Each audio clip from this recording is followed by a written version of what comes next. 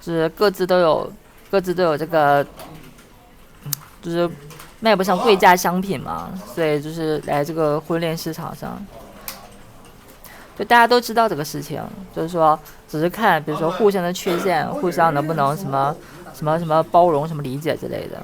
你比如说他刚才讲这个说相亲成功上岸了，我们说就刚才他说那个女孩需要相亲吗？你身边要遇到这个女孩，像她说特别年轻，什么刚毕业什么，你身边遇到这女孩，你觉得她需要相亲吗？教我套裤子。她要是说啊这个男生怎么样，这些我都不在乎，他还需要相亲，他早就被抢走了。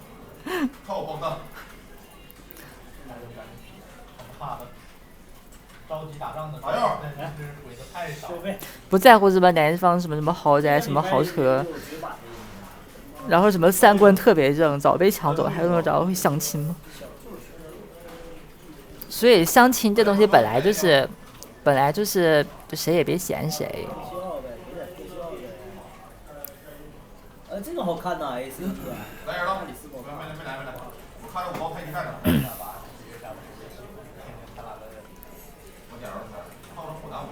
大家来这个相亲市场什么就是小黑屋嘛，对不对？你想看，你打黑屋的时候，你还有什么可吐槽的？什么队友挂机，队友挂机抢位置乱选人，什么瞎逼打，什么菜的抠脚，两句话开始什么压力怪，你有什么好吐槽的？本来就是黑屋呀。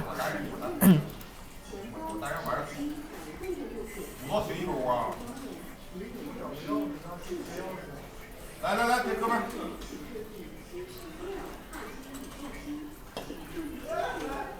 拿这个抗冷水，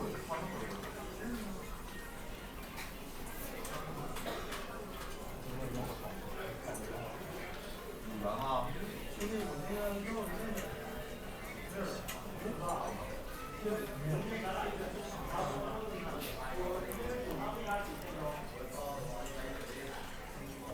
啊，他有这些东西就不出来了。他还有地道，我他妈吃了仨我都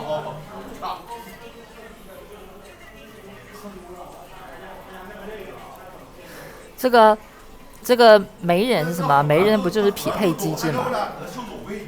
媒人其实就是这个匹配机制嘛，就是说，那这种 DOTA 有匹配机制，比如说你连胜之后，就给你带一些数据没那么好的队友，让你带人家赢，让人什么游戏体验好一点。你数据好，他就不会跟你匹配数据一样好的，对吧？他有某些这个加权机制之类的，这个媒人也是这个样子，媒人也是就是人工匹配机制嘛。来，就给1000块钱，太行了。24%，12%的价，啊，我用个6倍就给个7号箱，6倍打伤害，那跳这个地方正行啊。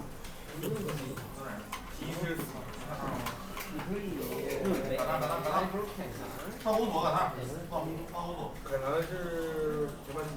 给信号箱这玩意儿太行了，我换了30秒，一会儿。看见还有这宝贝儿。换了，他手就倒了，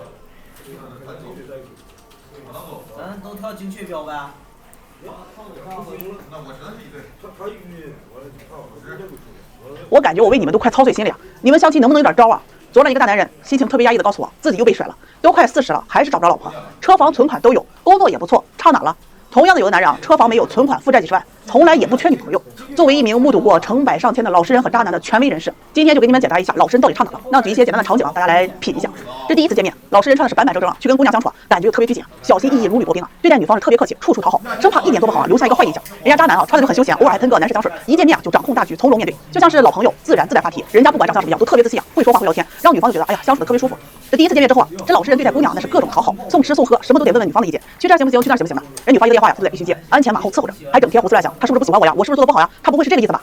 这这渣男啊，会直接跟着姑娘说走，一起去玩吧，还有几个朋友一起，这人多热闹。哎，他去的地方也很有意思啊，绝对不是商场啊、电影院，而是一些游乐场啊、悬崖边呐、这犄角旮旯，反正啊都是你没怎么去过的地儿。这当姑娘说心情不好的时候啊，这老实人就会说呀，哎呀别难过啊，会过去的，开心一点，我给你讲个笑话等等。人家渣男说呀，下楼我10分钟就到你楼下。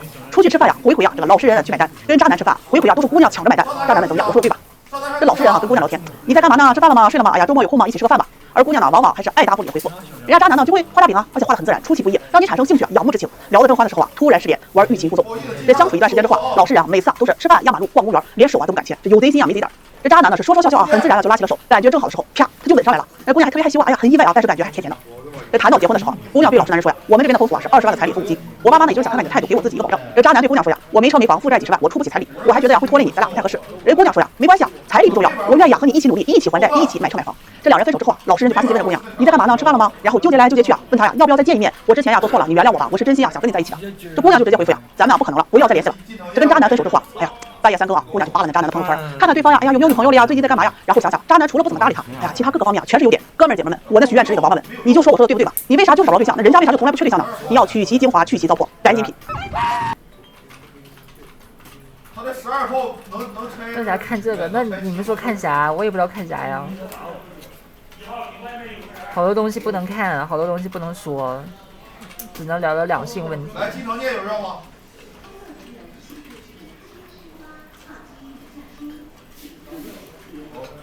唱歌在网吧唱歌吗？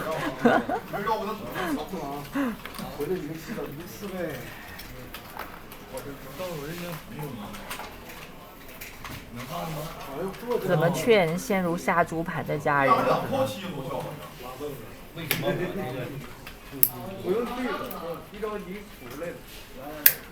怎么劝？这个问题已经不是劝能解决了，得打起来才能解决。你抱着即便是打起来要跟他们断绝父子关系，你也要解决这个问题的心态就能解决。如果你是抱着劝的心态，那确实解决不了。上外边打的哥们儿，别搁里边打啊！搁里边打来进不去圈，进不去圈，我身后有人，我身后有一队。怎么的？对面车里看出来，让看蓝牙，确认他是不是在网吧。扫不了，扫不了。完了，一到。你要励志，不管怎么样，你也要解决这个问题，它就能解决。劝是劝不了的。大逼，我们只带谁在路？是。怎么撒倒了？黄宇，操！过来了啊，车这儿。这我俩。漂亮漂亮。没有看吧？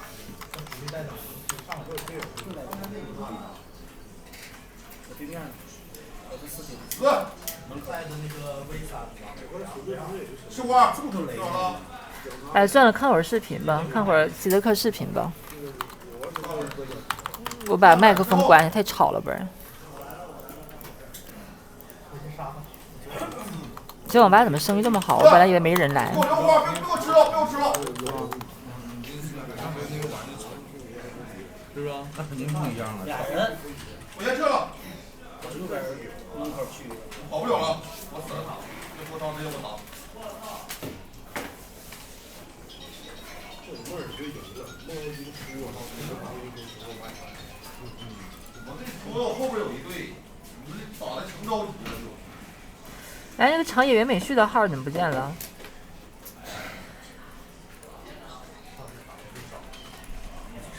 等会儿，来瓶冰红茶。哎，长野美旭的号怎么不见了？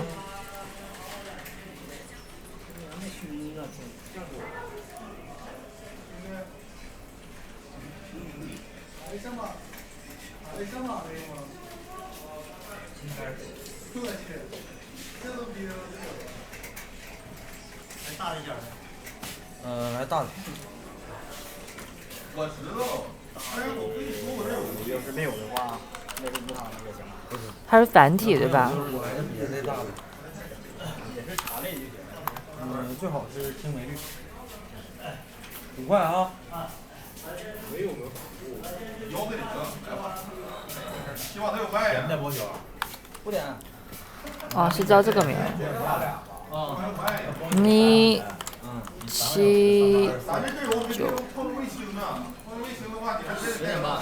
11点半、12点半，这是3个小时。对呀、那能12点半吗？越升越上，你妈逼你包水，我能包吗？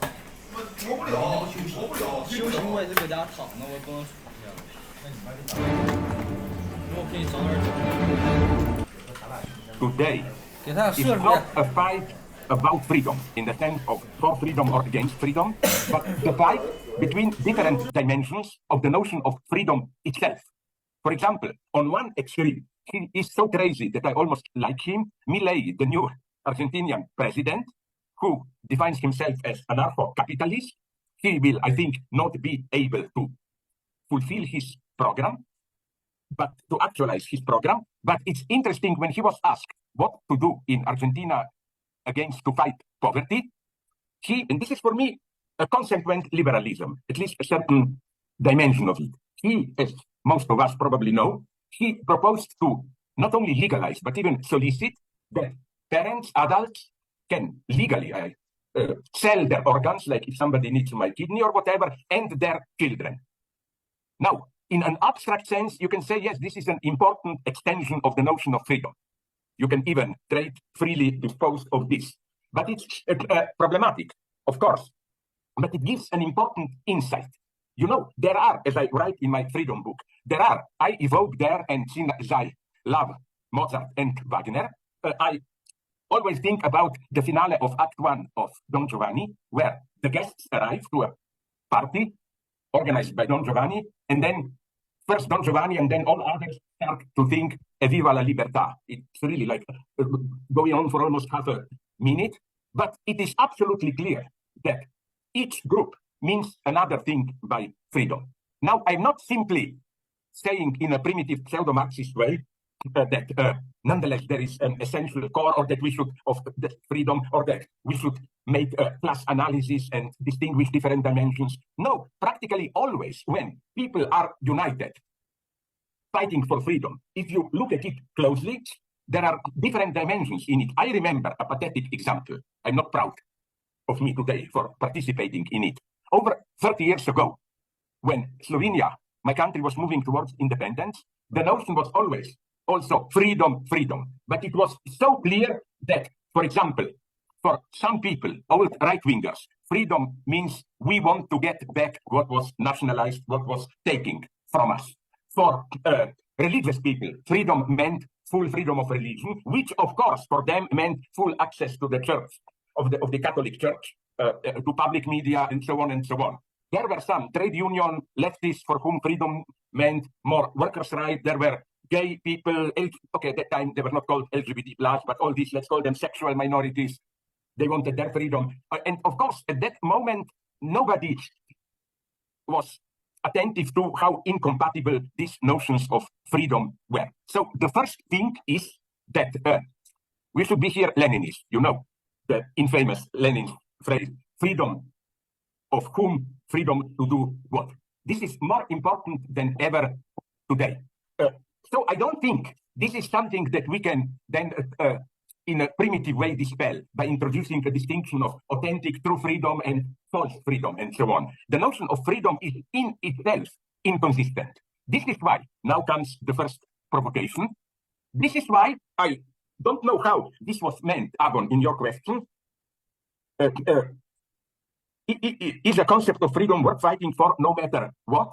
I'm not only saying in the standard Marxist way, no, because bourgeois freedoms can be tools of oppression. I'm even saying quite concretely that quite often, even if a people is fighting for freedom, what they actually, although maybe not clear in their mind, want is even more oppression than in the existing regime. So to go to the end to provoke you, I can well imagine have dictatorial military intervention, which are necessary to protect freedom. It's another question, are they enough? To give you two examples that I always like to mention. Remember, some 15 years ago, 20, there were so-called free elections in Algeria. And later in Egypt, when was it, 10 years ago, part of the Arab Spring. What happened there? The active minority, mostly middle-class, educated young people, organized vast demonstrations for freedom. Okay, then they got free elections. They didn't win. Muslim fundamentalists won. And the result was that the army, with grudging approval of the very people who began protests, accepted that nonetheless the army rule is better. Also, we should be here absolutely against any taboos. For example, yes, we all would like Palestinians to have freedom, but let me make, and my support for Palestine is well known, so I hope I will not be misunderstood. But let me imagine that somehow, I don't know why, they would conclude a weird peace, Gaza and Israel withdraws, and Gaza becomes a democratic state, not in any deep Western sense, but in the sense that people really elect, maybe not formally, but kind of the type of government they want.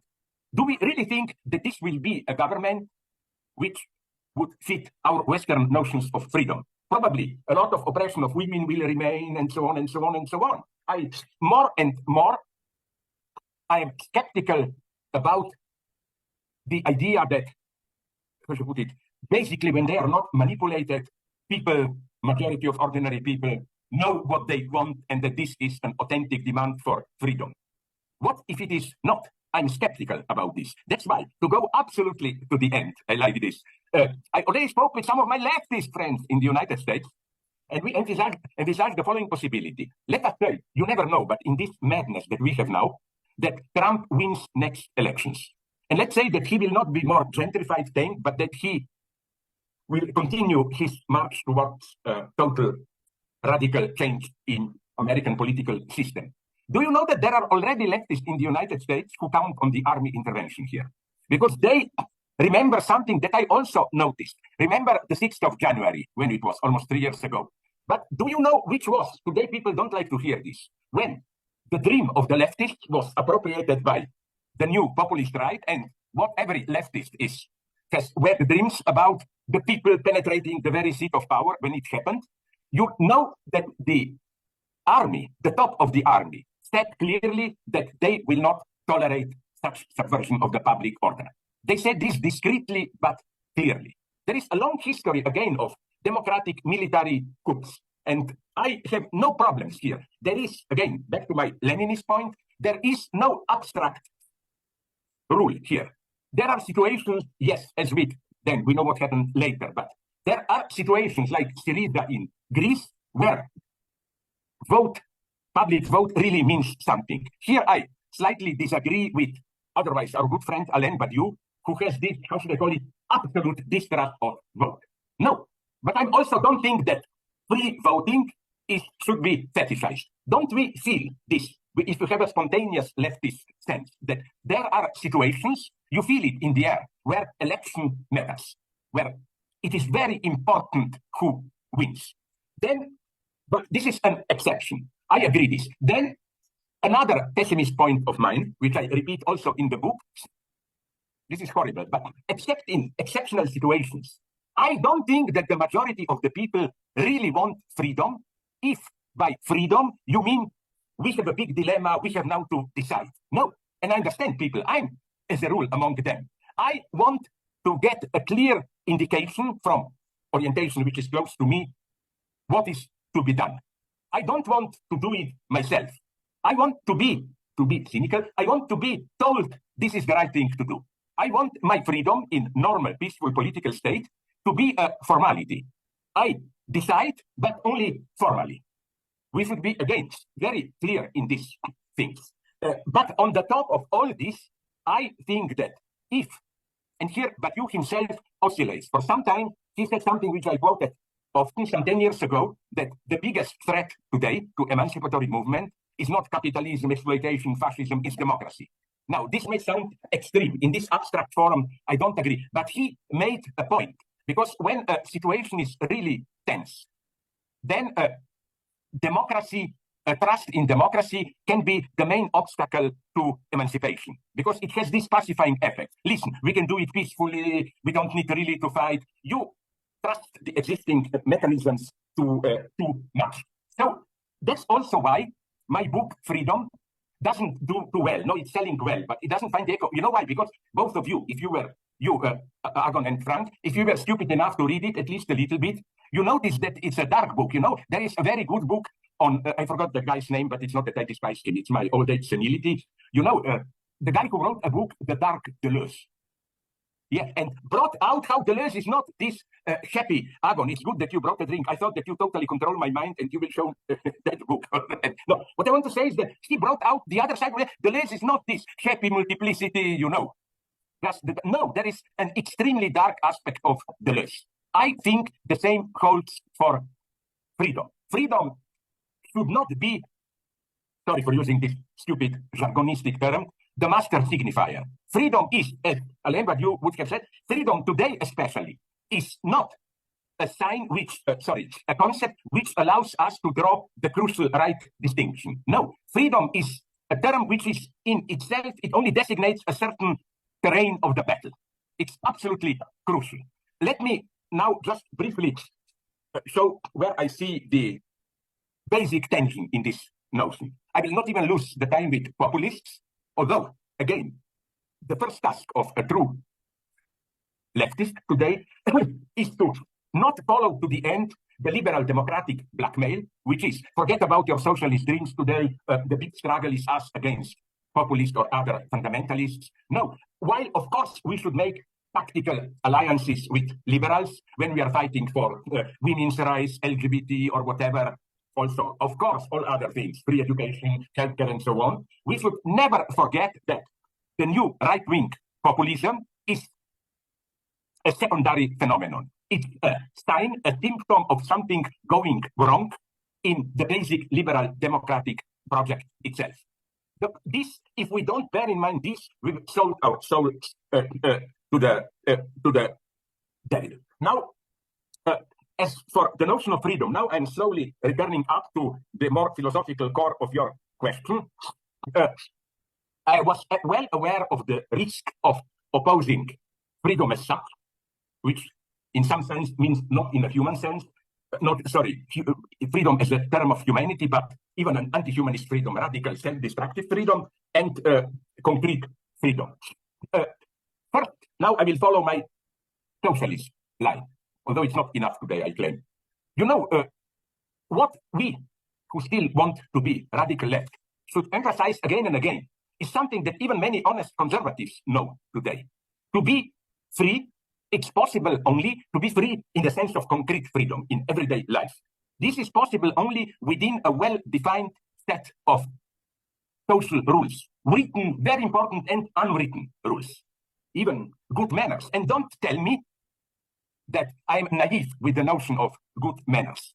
I'm more and more turning into a Leninist philosopher of manners, good manners. Now, you will laugh, but remember so-called Lenin's testament, when he criticized this guy, that guy, and then the orgasmic moment is Stalin, no? But what is his argument against Stalin? Not any political line. Stalin is too right-wing, too radical. No, it's, read it. It's Stalin doesn't have good manners.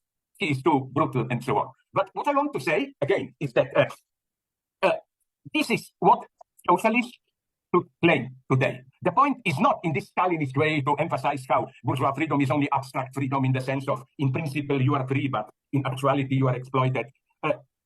We should respect these liberal freedoms. We should just add something, which is we should fight for concrete circumstances, laws, social manners, financial support, which enable people to actually enjoy these freedoms. For example, general health care for liberals, conservative liberals. This was, I don't like too much Obama, but he did try something great, which was already too much for the United States, Obamacare. You remember why? Okay, he half succeeded, then it was abolished by Trump. The basic conservative idea was this limits our freedom. The state will prescribe to you, you should take this doctor, you will lose your freedom there. Now this, here I'm on the side of Obama. Obama didn't limit your freedom. If you have money, you can still go to a better private doctor. But isn't it that we should all feel this, that today with all these new diseases, viruses, cancer, whatever, so cancer is not new, but all the diseases we are obsessed with, isn't it that it contributes immensely to your sense of freedom if you don't have to think about this all the time? I'm not nostalgic of old socialism. But one thing I remember fondly, and hundreds of thousands in Slovenia too, that you were afraid to get cancer or whatever, but you could rely on it that if I get it, there is state-financed healthcare, which will, within the scope of what is possible, take care of it. You know how immensely liberating was this? How much more freedom did it give to you? The same is with free education. Liberals say, yes, you should be free to realize your potentials and so on. Yes, but without free education, this is meaningless. You need this, you know. So, and especially, but I don't have time to go into it now, I must emphasize unwritten rules of freedom, especially today when very few, although now things are turning dark, very few people would be openly, directly racist. Racism, sexism, and so on survive at the level of unwritten rules, everyday practices, and so on and so on. There is where our fights should be.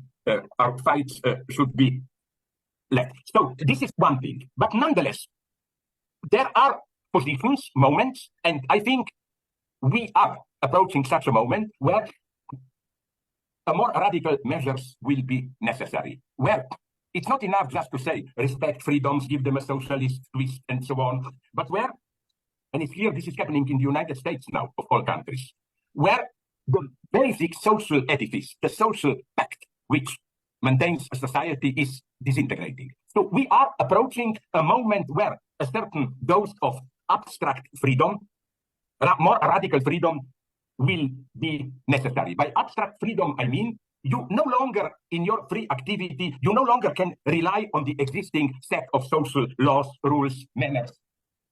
Can I come in there? Can I come in there? I mean, with the just because you propose in freedom exactly thereby to reposition what we mean by communism. That is, you explicitly say perhaps the time has come to reconceive communism as a counter-revolution, as an effort to establish a new stable order. And if we understand this correctly, I mean, the background of that point is that capitalism is a social organization, or form of social organization that perpetually self-revolutionizes itself, but not always in a good way, right? Also in very catastrophic ways. And hence, the moment we try to, let's say, what we're confronted with, to revolutionize it, again, we're strangely seem to be confronted with the paradox that by opposing this self-revolutionizing tendency, by means of a revolution, we end up unwillingly reproduce what we try to overcome. I mean, somehow your critique, I think, of China or contemporary China, at least some versions of it, might exactly point in that direction. So the true revolution won with a big defeat of the English and others in the north, in Dutch territory. At that point, the homeland France was saved. And from that point on, the big worry of Robespierre was how to stop the terror, not allowing the counter-revolution to do it. And he did desperate things. He got in fight with the majority of Jacobins and so on. He saw clearly that if Jacobins don't do it, to introduce a new, relatively stable order, then the opponent will do it.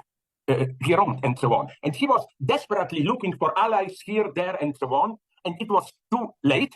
And again, here comes the true greatness. He saw clearly that history is moving towards a new dictatorship emperor.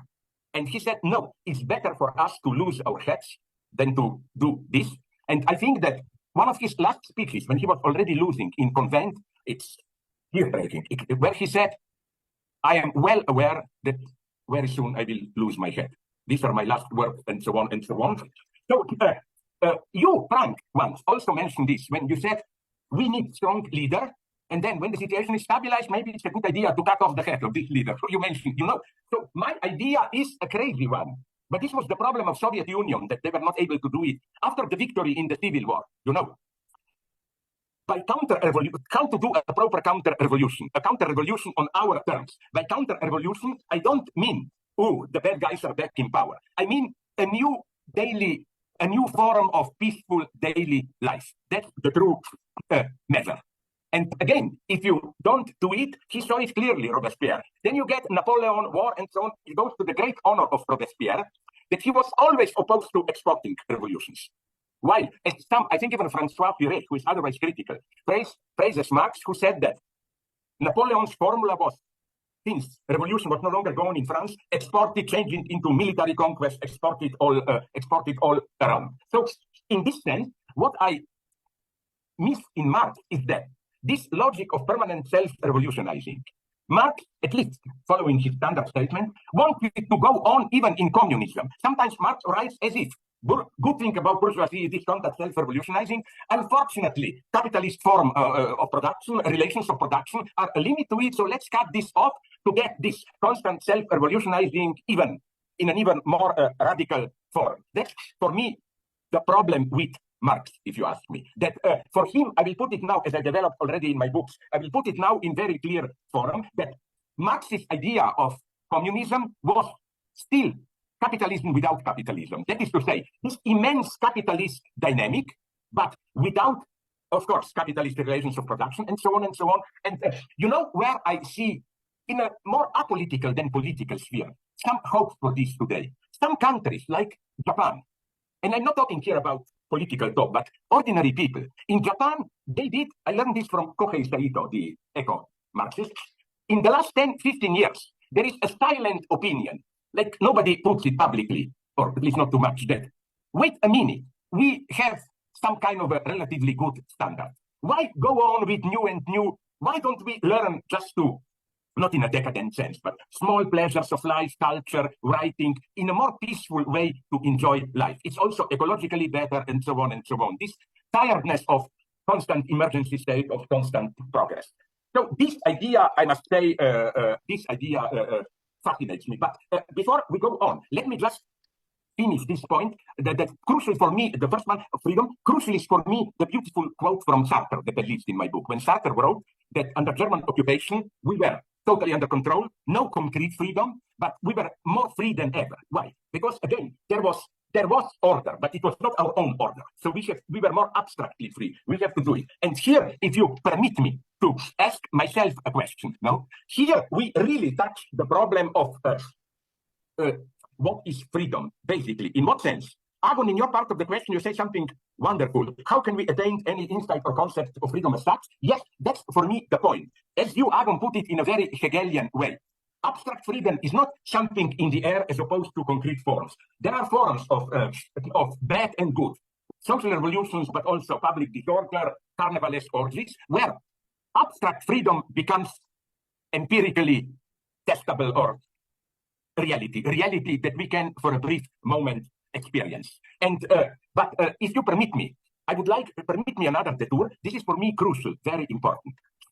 Now we covered the nonetheless social aspect of freedom. But the second chapter of my book, which is for me, sorry for this term, metaphysically the crucial, is a much more naive question. It is, but are we basically free or not? I go here into the topic usually covered by cognitive sciences, brain sciences, and so on and so on. And I reject the usual compatibilist version, which is basically for me too cynical. According to this version, it doesn't matter what freedom is metaphysically. Are we really free, or are all our acts determined by not unconscious, because unconsciousness is psychic phenomenon, by neuronal processes and so on? The standard answer is the one by Daniel Dennett, who says, listen, of course, we all want to feel free to do what we want, what we desire, and so on.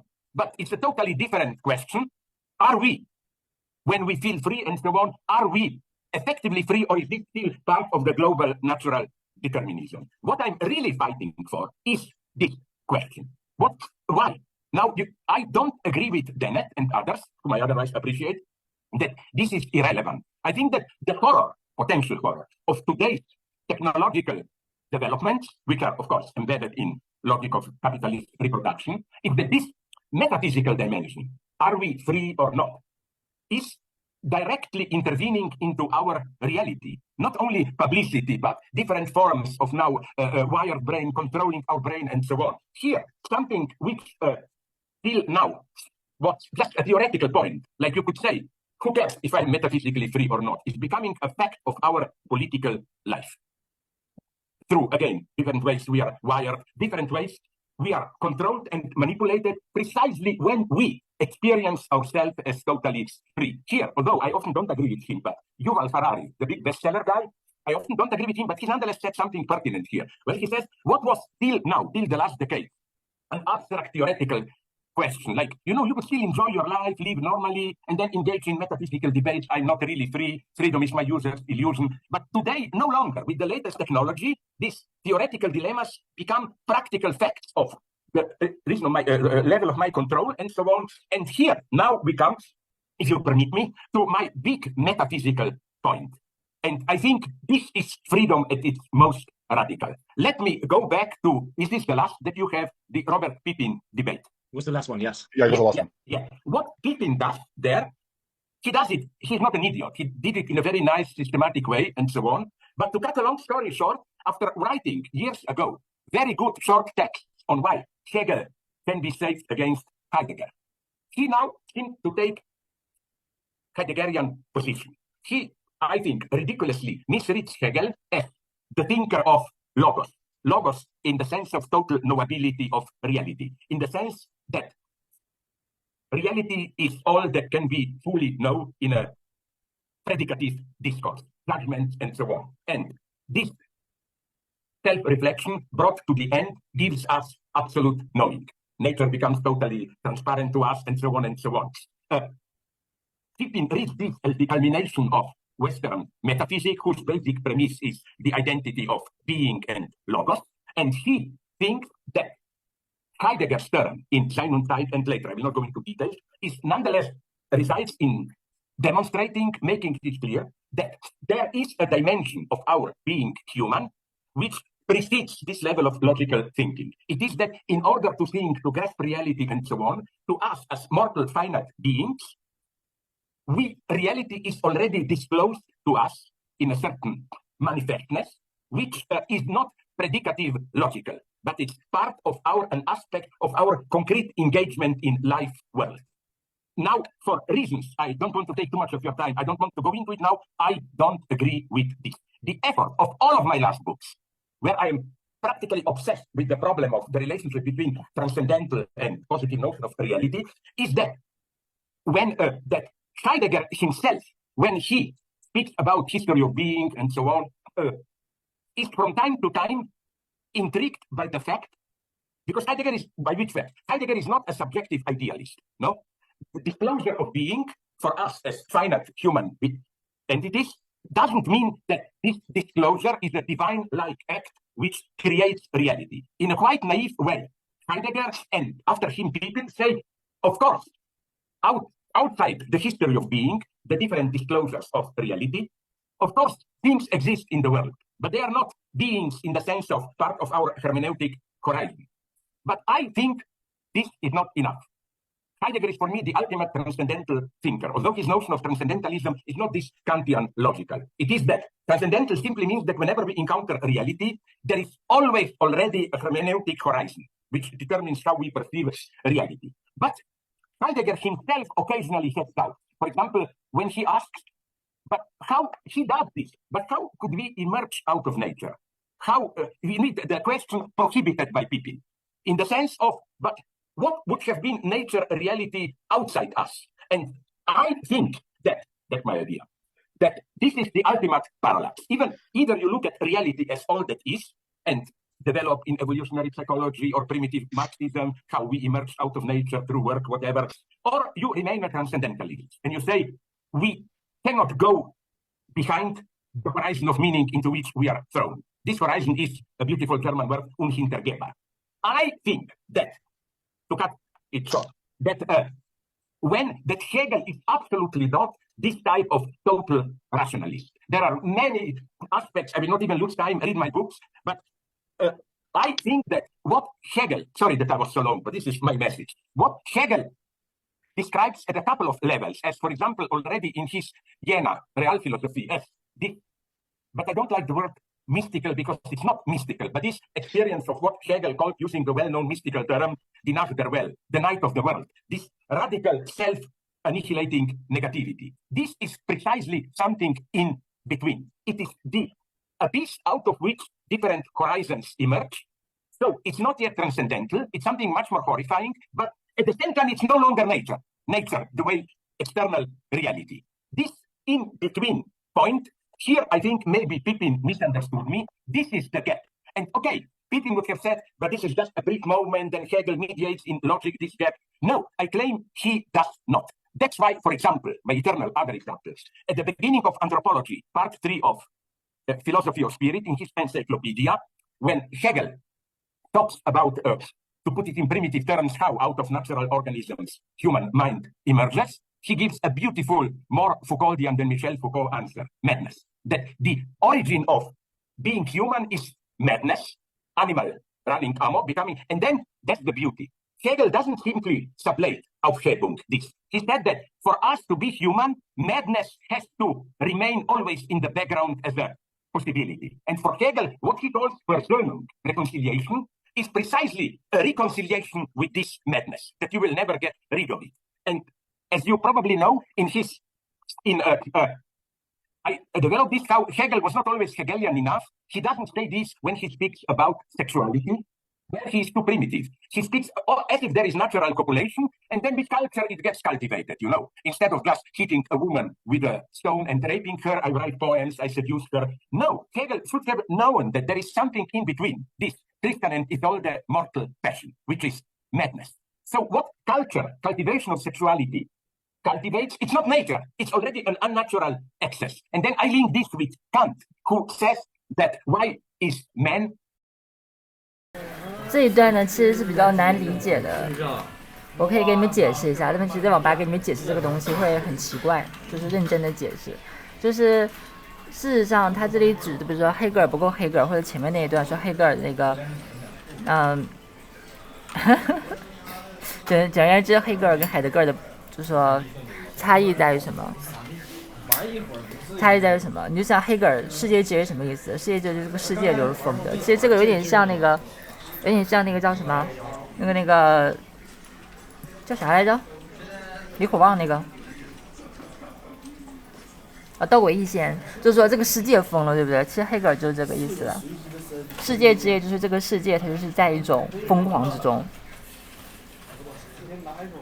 然后这个是为什么他说黑格尔说不够黑格尔？黑格尔有时候他没有办法把这一点坚持到底。这个世界疯了，这个是什么？这个其实就是精神分析的观点嘛，因为你想想看，黑格尔那一大堆就是什么逻辑学是什么？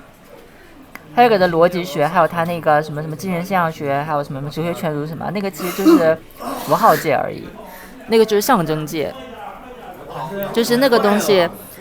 黑格尔缺了两个东西，对不对？缺了一个时代界，缺了一个这个想象界。时代界是什么？时代界其实是阶级斗争，对吧？黑格尔是没意识到这个问题。时代界其实就是 libido， 就是那个驱力，就是其实时代界是知性，黑格尔谈到这一点，但是他还缺另外一个东西，就是想象界是什么？就是他有时候没有把知性这种疯狂，就那个驱力，那种疯狂坚持到底了，然后他缺了一个东西，想象界什么？就是小课题，对不对？就简单来说，你可以把黑格尔的那个东西写完。就是逻辑学，然后什么精神现象学、人类世界，想象界就是资本呀、小课题呀，就是钱呀，就是股票嘛。因为黑格尔就是没有金融学嘛，对吧？就是他那个精神现象学嘛，什么国家，对吧？不是国家，都是资本，对不对？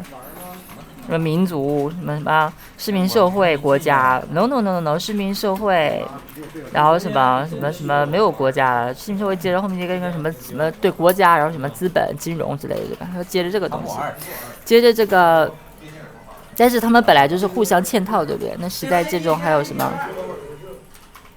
对，它既缺了那个时代的阶级斗争的部分，就是说政治的部分，它也缺了经济的部分，所以说它那个东西只是三界中的其中一个东西。所以这里面齐泽克讲这么多东西是什么意思？就是说不是海德格尔所谓的鲜艳是什么？在那个齐泽克那里，不是在黑格尔那里没有鲜艳那个东西，对不对？因为鲜艳还是指说人类的一个视角嘛，一个目的论的视角。问题是这个视角本身也不是属于人的，是属于这个实体的分裂的，对吧？人也是个实体分裂的一部分，或者是说这个世界就是人的这个主体的一部分，对不对？就是说它有一个终极的视域，这个视域并不是属于人类的视域，它是属于实体的视域，所以它不能被称之为一种怎么说？就是说终极视角，对吧？意义的保证，因为真正意义的保证就是这个。我啰里吧嗦一大堆，你们听不懂是不是？或者说我们从这个精神分析是如何发现这一点来聊这个东西，就是说性化这个东西嘛，对吧？如何了解性化这个东西，或者是齐泽克他经常会讲的那个，这个正会讲的叫什么？就齐泽克节日老师讲那个什么异形那些东西，对不对？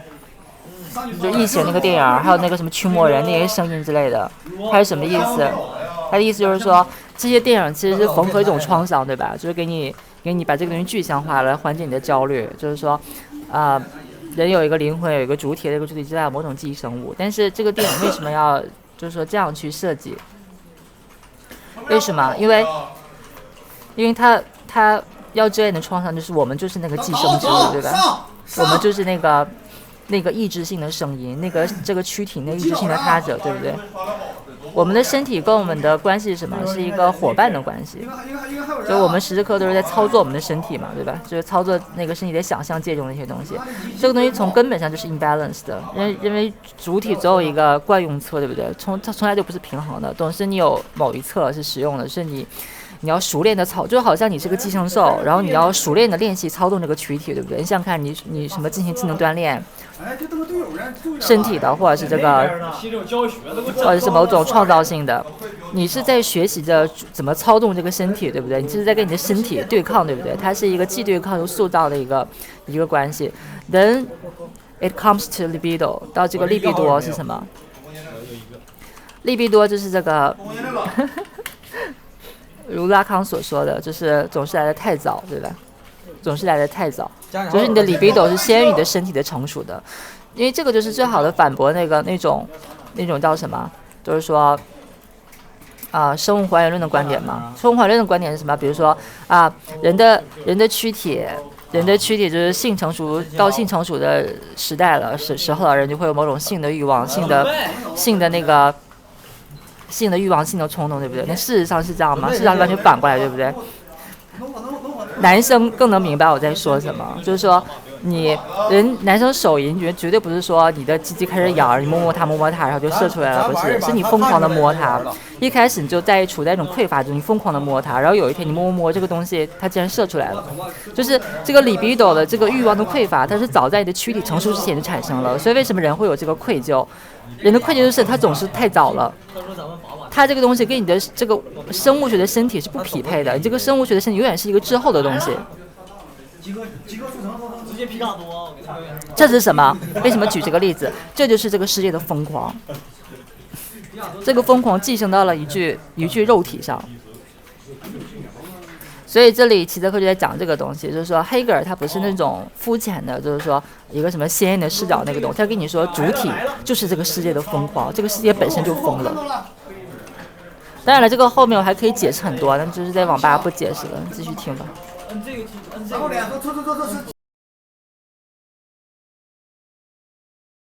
An animal which needs a master, because he said, in contrast to animals, man has a kind of a wild fixation of, what term does he use? Like wildness, like lawless violence.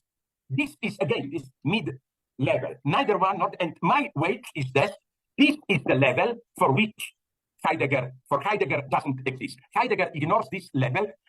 Although he was in communication with Bernard, whatever, the Swiss psychiatrist, Heidegger doesn't enter this domain. He has some mystified hints. For example, when Hölderlin went crazy, Heidegger, of course, in a pseudo-poetical way, says he found refuge in the safety of madness and some poetry like that. But do you see what I mean here? That this is for me also the original, this madness, zero level of freedom. And then, I go a step further and claim that it's not simply that we have natural balance and then human madness. This human madness must be somehow rooted in, under quotation marks, the madness derailment of nature itself. And here enters quantum physics. Now we go on, but I should give you a hint of what is now my, let's call it, metaphysical obsession. I'm so sorry. Can we interrupt you? Because we have quite a lot of material to cover and very little time. Now you will get short questions from me, short answers and so on. Yeah. We'll come to quantum physics in a bit, but what I want to do is, what I want to ask you now is something concerning your conception of politics, which has caused quite some reproaches and critiques. One of them is that you constantly change your position in regard to different concrete situations. Yeah.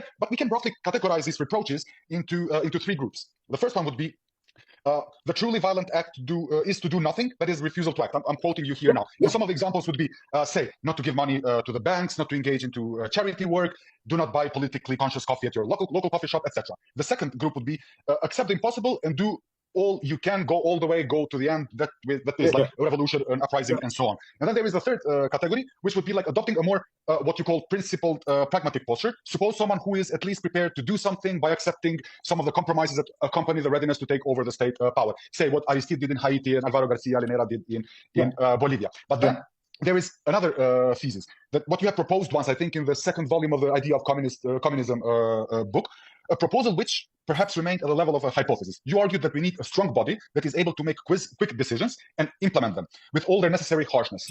So this body is, in your words, a new tetrad, a tetrad of People Movement Party leader. Can you elaborate shortly on these different options and how they are connected and or conjuncturally overdetermined? Thanks. Well, my first answer, very friendly. Screw you. You ask a mega complex question, and then I noticed that you added, can you elaborate shortly? No, I will try to.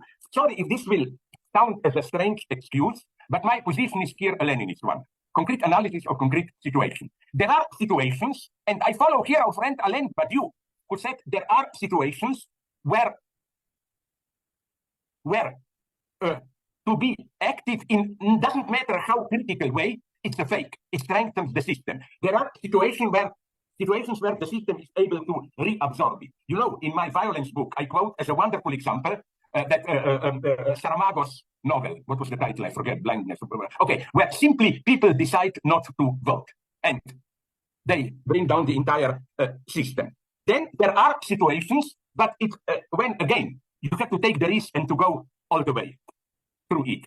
There definitely are such situations, and I think it's not simply contingent. Which one do we choose? That's the art of Leninism. You have to do a subtle analysis of a situation, not the conformist idea, let's act now when we have a chance to win. No, we never have a chance to win fully, simply. But there are chances that we, referring to, I don't know which of you quoted that Beckett, you know, that we have to fail in a productive way, which nonetheless changes the entire field.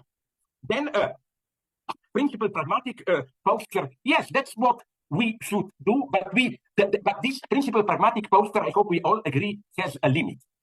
The limit is that the world is so fucked up, in such a mess today, that it's wrong to think that with this slow, realistic social democracy, we will come somewhere. No, as I always repeat, we should get ready for an emergency state.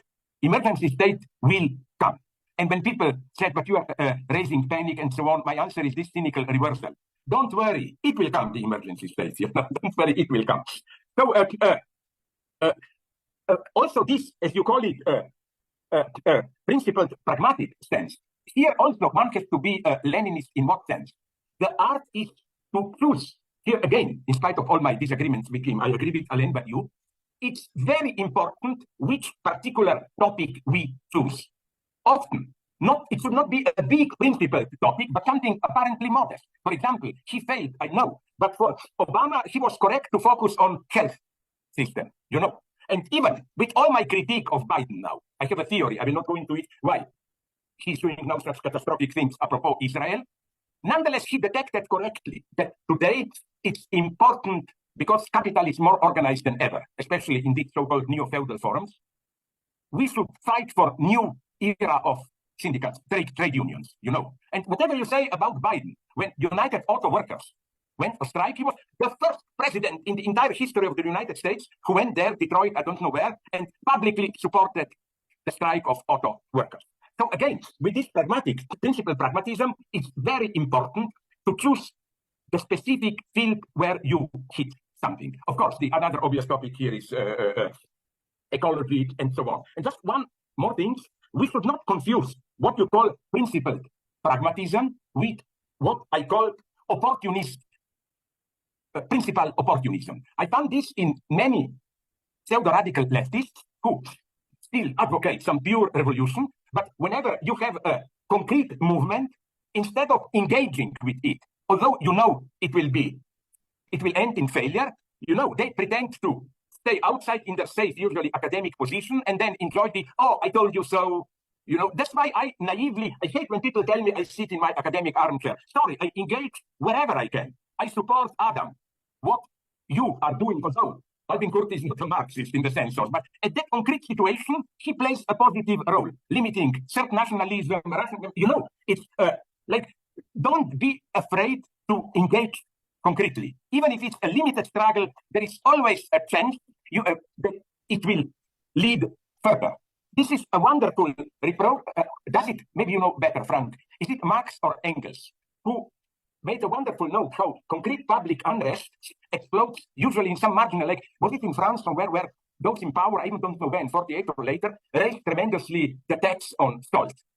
And they said, yes, this is how it works. It's apparently a small element, but if it's the right element, it will explode further. Now, the fourth version, I don't think this is even to be added to the others. It's just my general point that since we are approaching new catastrophes, the polemic here, my polemic is that since we are approaching new catastrophes, I don't think that the solution will be, you know, as some people, and I read them with pleasure, like David Graeber.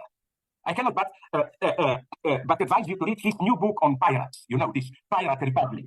It's wonderful, but I don't buy his anarchist view. I think that just to confront properly ecological crises, migrations, and so on, a much stronger coordination, much higher than the level of a single national state will be necessary. And to conclude with a political point, this is why, unfortunately, although it's so fashionable to criticize Europe today, but even the worst Eurocentrists, what they are taking from Europe now, especially those who criticize it, is the worst part of European legacy, strong, fully sovereign nation states.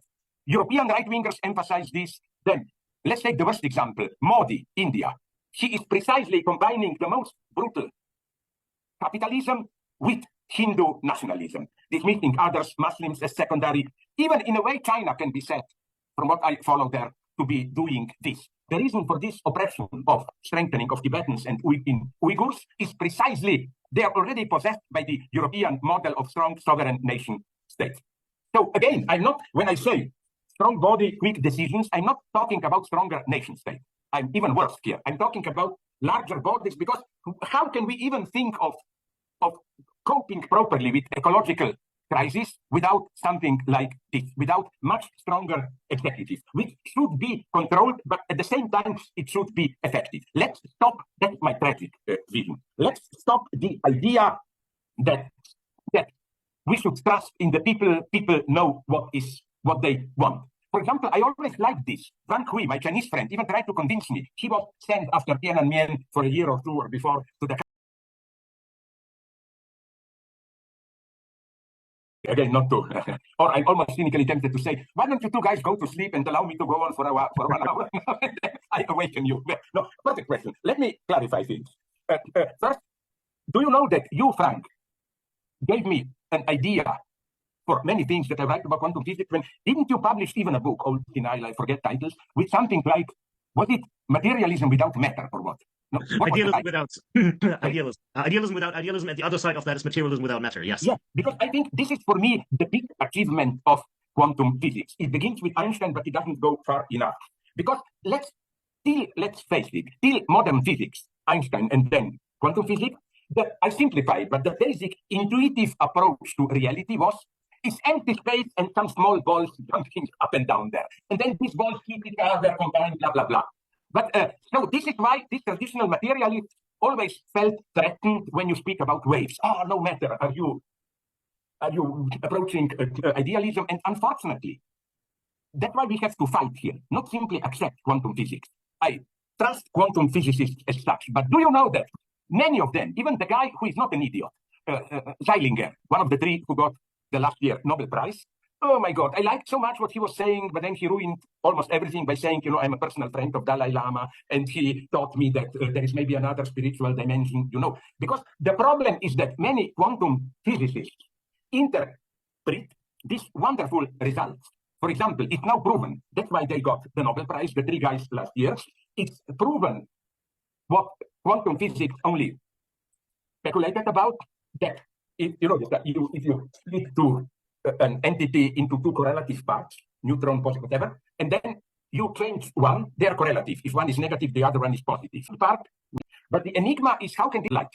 Because in our material universe, of speed, formation. Now, as we all know, Einstein proved that it's not this. This is the top of quantum physics speculation today. It is that our spatiotemporal reality is not some wave level of reality, thought function, some Hindu obscurity. In materiality, of course, it's contact and so on. He old idealism and idealism in science. He attention to a book from, I believe he wrote a book like this. They were developing a wonderful new theory. Now, I cannot judge, are these pure speculations and so on. It's not as simple as people thought. You have a Big Bang, although it goes to Stephen Hawking's materialistic beginning. This Big Bang is and he tries to prove, as they say, this primordial bang. It's a very risky shot to Darwin. By Darwin, I mean. 我想起来这个视频确实是看过，我当时还给你们解释过霍金的什么原初黑洞理论之类的。我靠，那这个视频确实是看过，我前面都没想起来。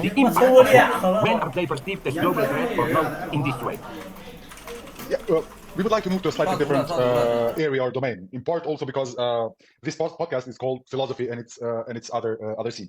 You are one of the very few philosophical thinkers who actually use the medium of film, and we do not mean documentaries, as a medium for thought and analysis. We are obviously here thinking of the two already existing Pervert's Guides to Cinema and Ideology films that you have done in collaboration with Sophie Fantz. What does it mean for you to present your thought in a form of art that you describe yourself as a perverse, also as the ultimate pervert art? Why is it crucial to present thought, to articulate thought in a pervert artistic medium? It's a very interesting question. You know why? Because what I will say now, I will just report on my experience. I didn't first have an idea, why do I need movies, and then start to analyze them. It began with enjoying the movies. So, a brief answer. First, let me be frankly self-critical.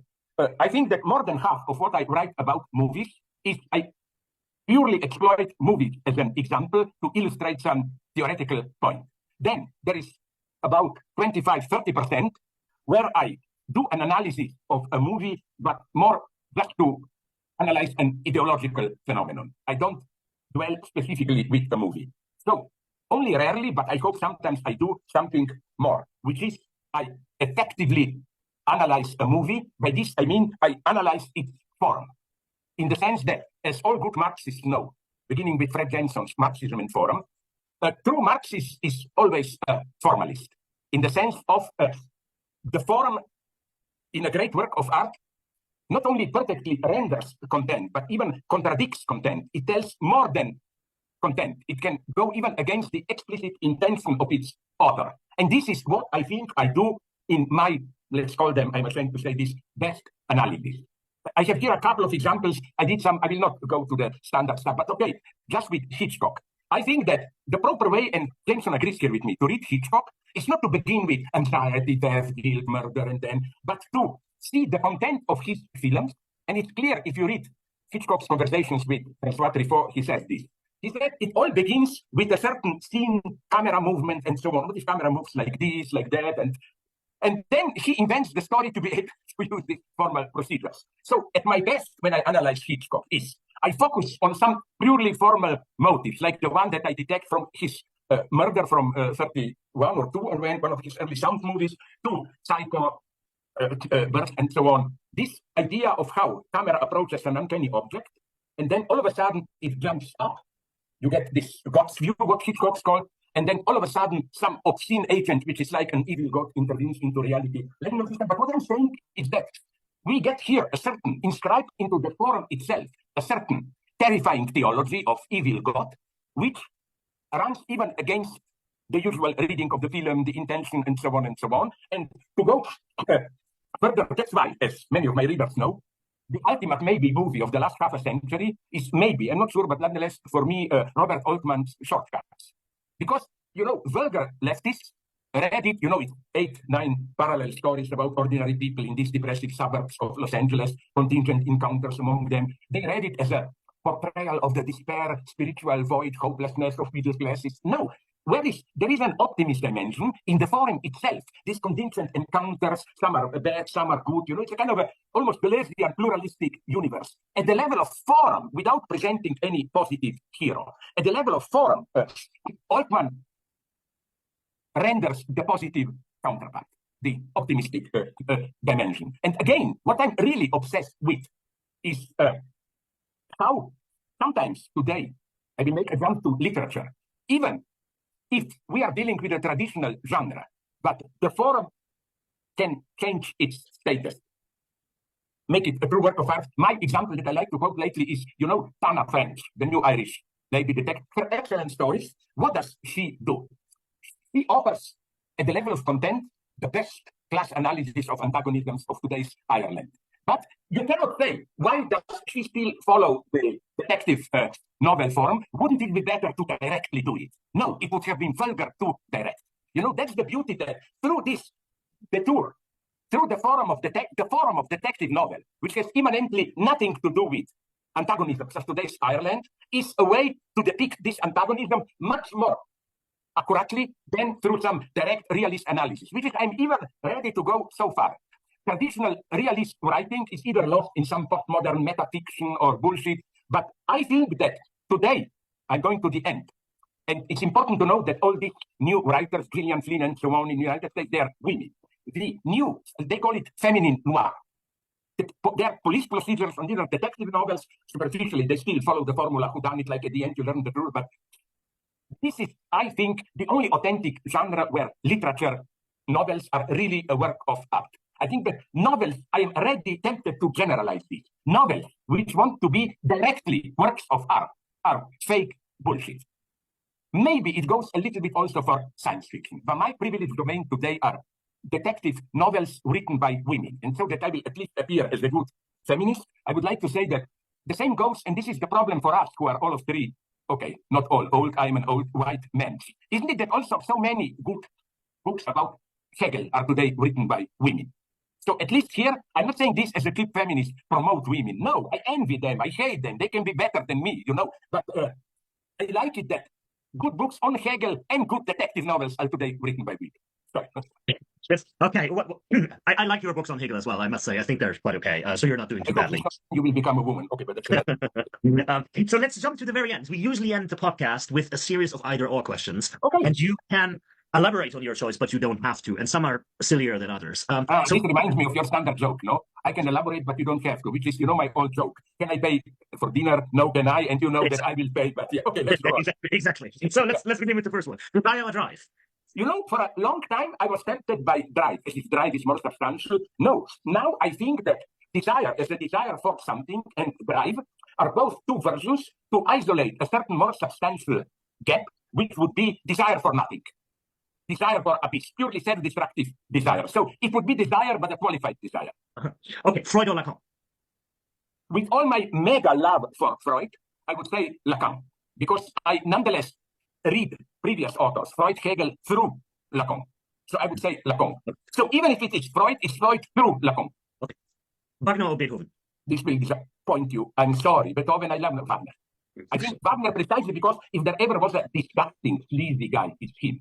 But my God, what he does in his music is so breathtaking and like the greatest celebration of a tragic Jewish figure. You find it in Wagner. Although he was stupidly anti-Semitic as a person. But look, who is the main hero of all Wagner's operas? From Fliegende Holländer to Amfortas in Parsifal. Is the figure of a wandering Jew. A hero wounded who wants to die but cannot die. And Wagner says, this is, he says Fliegende Holländer is Achashver, wandering Jew. So you see, you get, that's art at its greatest. You get in the work of art, the artist himself defeats himself, his private bullshit. The French Revolution or the Russian Revolution? I'm sorry, here I will disappoint you, French.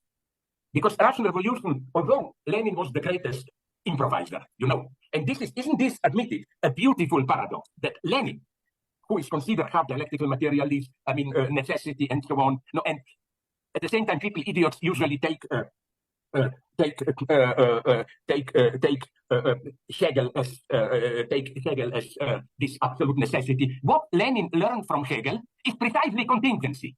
So even if it doesn't fit Marxist dogma, you can do a revolution in there where it wasn't even imaginable to do it, and so on. But nonetheless, Lenin remained too much a philosophical determinist. What I like in Saint-Just and Robespierre is that wonderful, when I don't know who, I think Saint-Just says that revolutionary is like the captain of a boat in wild sea without compass who just has to improvise. So French Revolution. Okay, Schumann, Robert or Clara?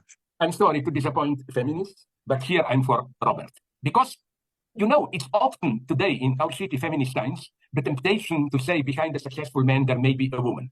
what I usually say provocatively is, okay, then let's rehabilitate Elizabeth first of Nietzsche, the true source of Nietzsche. But no, I understand Clara because of private reasons. She had, early Marx, and good for me. One last one: money or life? Money, fuck life. Because you know why? Because it's a hypocritical question. Because if I were to say life, it would be, life is nonetheless more basic. But what is life without money? I hate people who say money is not everything. Yes, you can say this when you have enough money. No. I think that money here stands for all good things, for new options, some kind of a freedom. For example, I would need money for this. I ask myself frankly, if friends would not be a problem. They are everywhere, and people who I love, where I would like to live. In a big 只吧，我先下班了，明天见吧。上车，因为这边已经太吵了。就得从那个最薄的地方开。下班，明天见了。明天我找一个安静一点的。咱得换辆车，油多